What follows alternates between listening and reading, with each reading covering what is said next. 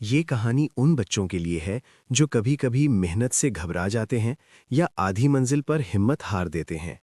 یہ کہانی سکھاتی ہے کہ جو کوشش کرتا رہتا ہے، اللہ تعالیٰ اس کے لیے راستہ ضرور بنا دیتا ہے۔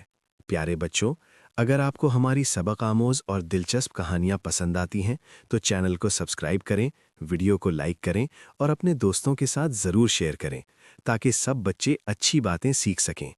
ایک گاؤں میں علی نام کا ایک بچہ رہتا تھا۔ علی بہت شوقین تھا۔ وہ اکثر کہتا تھا، میں بڑا ہو کر کچھ بنوں گا، سب کو دکھاؤں گا۔ مگر مسئلہ یہ تھا کہ علی کا شوق تو بہت تھا، لیکن محنت میں وہ جلد تھک جاتا تھا۔ جب پڑھائی مشکل لگتی، وہ کہتا، چھوڑو یار، بعد میں دیکھیں گے۔ جب کوئی کام پورا نہ ہوتا، وہ بیچ میں ہی چھوڑ دیتا۔ اسے لگتا تھا کہ کامیابی آسانی سے مل جاتی ہے۔ اسی گاؤں میں حمزہ بھی رہتا تھا۔ وہ بھی علی جتنا ہی بچہ تھا، مگر اس کی ایک عادت مختلف تھی۔ حمزہ جب کوئی کام شروع کرتا تو کہتا، چاہے مشکل ہو، میں کوشش نہیں چھوڑوں گا۔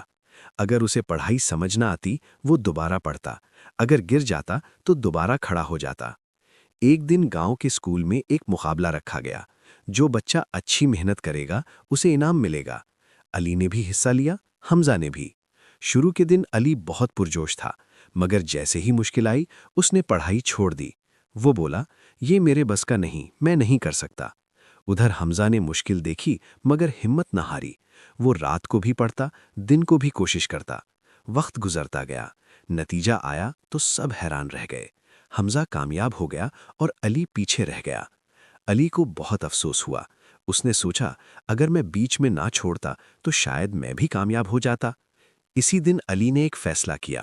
اس نے اللہ سے دعا کی اور کہا، یا اللہ، میں اب کوشش نہیں چھوڑوں گا۔ اس نے دوبارہ محنت شروع کی۔ آہستہ آہستہ وہ بہتر ہوتا گیا۔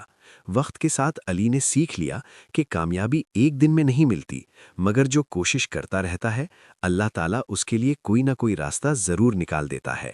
آخرکار علی بھی اپنی منزل کے قریب پہنچ گیا۔